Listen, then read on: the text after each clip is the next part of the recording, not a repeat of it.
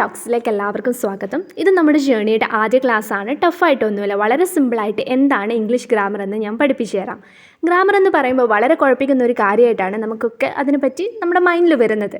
ശരിയാണ്, വളരെ കുഴപ്പിക്കുന്ന ഒരു കാര്യം തന്നെയാണ് ഗ്രാമർ. നമുക്കൊക്കെ അറിയാവുന്നൊരു കാര്യമുണ്ട്. വളരെ സ്പീഡിൽ ഓടിയ മുയൽ ഒരിക്കലും പന്തയത്തിൽ ജയിച്ചിട്ടില്ല. പതുക്കെ പോയ ആമയാണ് ചരിത്രം തിരുത്തി എഴുതിയത്.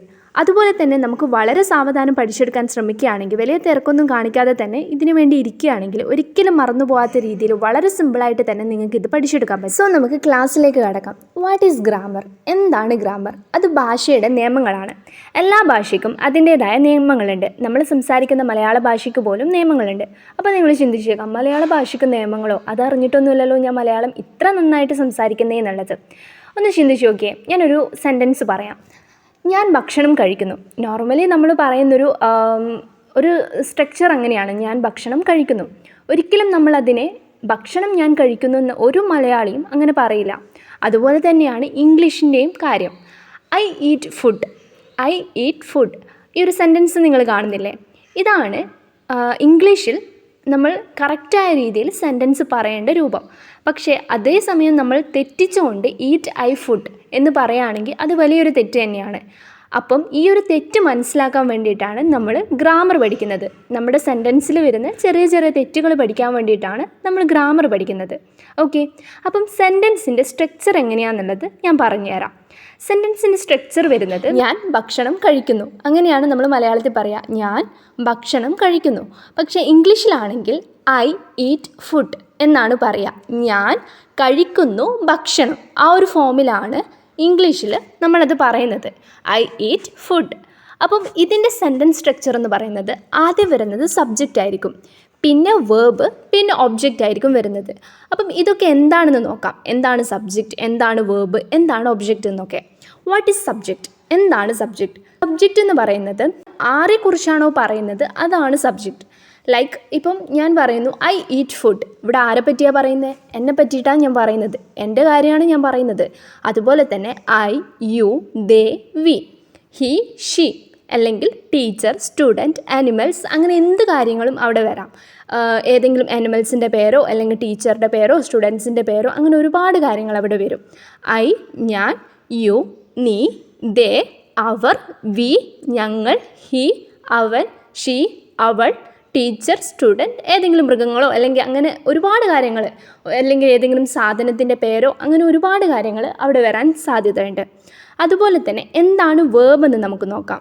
വേർബ് എന്ന് പറയുമ്പം അത് നമ്മൾ ചെയ്യുന്നൊരു പ്രവൃത്തിയാണ്. നമ്മളൊരു കാര്യം ചെയ്യുക, അതിനെയാണ് വേർബ് എന്ന പദം കൊണ്ട് ഉദ്ദേശിക്കുന്നത്. ലൈക്ക് ഇവിടെ ഞാൻ ഐ ഈറ്റ് ഫുഡ് എന്ന് പറഞ്ഞു. ഈറ്റ് എന്ന് പറഞ്ഞു കഴിഞ്ഞാൽ തിന്നുക, നമ്മൾ ചെയ്യുന്നൊരു കാര്യമാണ്. അങ്ങനെ ചെയ്യുന്ന ഒരു പ്രവൃത്തിയാണ് വേർബ് എന്ന പദം കൊണ്ട് നമ്മൾ ഉദ്ദേശിക്കുന്നത്. ഓക്കെ, അപ്പോൾ ഇവിടെ ഫോർ എക്സാമ്പിളായിട്ട് eat, play, run, go, come എന്നൊക്കെ ഒരുപാട് അങ്ങനെ നമ്മൾ ചെയ്യുന്ന എന്ത് പ്രവൃത്തിയാണെങ്കിലും, ഇപ്പം ഞാൻ നിങ്ങളോട് സംസാരിക്കുകയാണ്, അപ്പം സംസാരിക്കുക, ടോക്ക്, അങ്ങനെ ഒരുപാട് കാര്യങ്ങൾ ഇതിനകത്ത് വരുന്നുണ്ട്.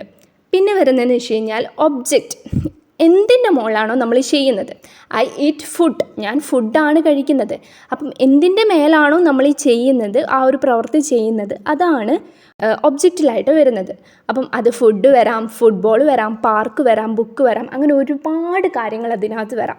നമ്മൾ റീഡിങ് ഹാബിറ്റ് വർദ്ധിപ്പിക്കുകയാണെങ്കിൽ ഈ ഒരു എന്തൊക്കെയാണ് ഇതിനകത്ത് വരുന്നത്, എന്തൊക്കെയാണ് ഒബ്ജക്റ്റ്, എന്തൊക്കെയാണ് വേർബ്, എന്തൊക്കെയാണ് സബ്ജക്റ്റ് എന്നുള്ളത് നമുക്ക് വളരെ ഈസി ആയിട്ട് തന്നെ പഠിച്ചെടുക്കാൻ പറ്റും. അതിനുള്ള ട്രെയിനിങ്ങും കാര്യങ്ങളൊക്കെ നമ്മളിവിടെ പ്രൊവൈഡ് ചെയ്യുന്നുണ്ട്. പിന്നെ അതുപോലെ തന്നെ ഈ ഒരു സെൻറ്റൻസ് സ്ട്രക്ചർ ക്രിയേറ്റ് ചെയ്യുന്ന കുറച്ച് എക്സാമ്പിൾസ് ഞാൻ പറയാം. I run in the road, I run in the road. I എന്ന് പറഞ്ഞാൽ സബ്ജക്റ്റ്, റൺ എന്ന് പറഞ്ഞാൽ verb, in the road, road എന്ന് പറയുമ്പം ഒബ്ജക്റ്റ്. ഇൻ ആൻഡ് ദി എന്ന് പറയുന്ന രണ്ട് ചെറിയ വേർഡ്സ് നമുക്ക് കാണാൻ പറ്റും. അതിനെ പറ്റിയുള്ള കൂടുതൽ ഡീറ്റെയിൽസ് ഞാൻ പിന്നീടുള്ള ക്ലാസ്സുകളിൽ പറഞ്ഞുതരാം. അടുത്ത എക്സാമ്പിൾ എന്ന് പറയുന്നത് ദേ ഡ്രിങ്ക് ടീ, ദേ ഡ്രിങ്ക് ടീ. ദേ എന്ന് പറയുന്നത് സബ്ജക്റ്റ്, ഡ്രിങ്ക് എന്ന് പറയുന്നത് വേർബ്, ടീ എന്ന് പറയുന്നത് ഒബ്ജക്റ്റ്. അടുത്ത example she Eats food, she Eats food. She എന്ന് പറയുന്നതാണ് സബ്ജക്റ്റ്, ഈറ്റ്സ് എന്ന് പറയുന്നതാണ് വേർബ്, ഫുഡ് എന്ന് പറയുന്നതാണ് ഒബ്ജക്റ്റ്. അതുപോലെ തന്നെ മൂന്നാമതായിട്ട് വരുന്നതാണ് he place football, he place football. അതിൽ സബ്ജക്റ്റ് ഏതാണ്, വേർബ് ഏതാണ്, ഒബ്ജക്റ്റ് ഏതാണെന്ന് നിങ്ങൾ തന്നെ ഒന്ന് കണ്ടുപിടിക്കാൻ ട്രൈ ചെയ്ത് നോക്കിയേ. ഇത്രയും കാര്യങ്ങളാണ് നമ്മൾ ഇന്ന് പഠിക്കുന്നത്. വളരെ ബേസിക് ആയിട്ടുള്ള ഇംഗ്ലീഷിൻ്റെ കാര്യങ്ങളൊക്കെ നമ്മൾ ഇന്ന് നോക്കിയിട്ടുണ്ട്. അപ്പം ഇനി നമ്മൾ നോക്കാനുള്ളത് how to start English learning. Grammar പഠിച്ചതുകൊണ്ട് നമുക്ക് ഇംഗ്ലീഷ് കൈകാര്യം ചെയ്യാൻ കഴിയണം എന്നില്ല. അതിന് വളരെ ഇമ്പോർട്ടൻ്റ് ആയിട്ടുള്ള കാര്യങ്ങളാണ് വേർഡ്സ് അറിഞ്ഞിരിക്കുക എന്നുള്ളത്. സോ ഇന്ന് തൊട്ട് നമ്മളൊരു ടാർഗറ്റ് മനസ്സിൽ വെക്കുക. ഇന്ന് തൊട്ടിട്ട് നമ്മൾ ഇന്നു മുതൽ 5 വേർഡ്സ് മിനിമം നമ്മൾ പഠിച്ചിരിക്കും എന്നുള്ളത്. ഈ വേർഡ്സ് കളക്ഷൻസ് നമ്മുടെ കയ്യിലുണ്ടെങ്കിൽ മാത്രമേ നമുക്ക് നല്ല രീതിയിൽ ഇംഗ്ലീഷിൽ വായിക്കാനും എഴുതാനൊക്കെ പറ്റുള്ളൂ. സോ വേർഡ്സ് കാര്യങ്ങൾ നമ്മൾ തന്നെ പറഞ്ഞു തരും. ഡെയിലി അയച്ചു തരുന്ന വേർഡ്സ് നിങ്ങൾ കറക്റ്റായിട്ട് പഠിച്ചാൽ മതി. ഓക്കെ, സോ ഇന്നത്തെ ക്ലാസ്സുമായിട്ട് ബന്ധപ്പെട്ട് എന്തെങ്കിലും ഡൗട്ട്സ് ഉണ്ടെങ്കിൽ നിങ്ങൾക്ക് ഇവിടെ താഴെ കമൻറ്റ് ചെയ്യാം, അല്ലെങ്കിൽ നമ്മുടെ വാട്സപ്പ് ഗ്രൂപ്പിൽ ചോദിച്ചാലും മതി. സോ അടുത്ത ക്ലാസ് തൊട്ടിട്ട് നമ്മൾ വാട്ട് ഈസ് ടെൻസസ് എന്നുള്ള ക്ലാസ്സാണ് എടുക്കാൻ വേണ്ടി പോകുന്നത്. സോ ഇന്ന് പറഞ്ഞ എല്ലാ ടാസ്കും നിങ്ങൾ കറക്റ്റായിട്ട് ചെയ്യുക. എങ്കിൽ മാത്രമേ ഈ ഒരു പ്രാക്ടീസ് നമ്മൾ കണ്ടിന്യൂസ് ആയിട്ട് ചെയ്തെങ്കിൽ മാത്രമേ നമുക്ക് ഇംഗ്ലീഷിൽ ബെറ്റർ ആയിട്ട് സംസാരിക്കാനും എഴുതാനും അറിയാൻ കഴിയത്തുള്ളൂ. സോ ആ ഒരു കാര്യം നിങ്ങൾ നല്ല രീതിയിൽ തന്നെ ഫോളോ ചെയ്യുക. സോ ഇന്നത്തെ ക്ലാസ് ഇത്രയേ ഉള്ളൂ, ഇവിടെ എൻഡ് ചെയ്യാണ്. So keep practising and keep learning.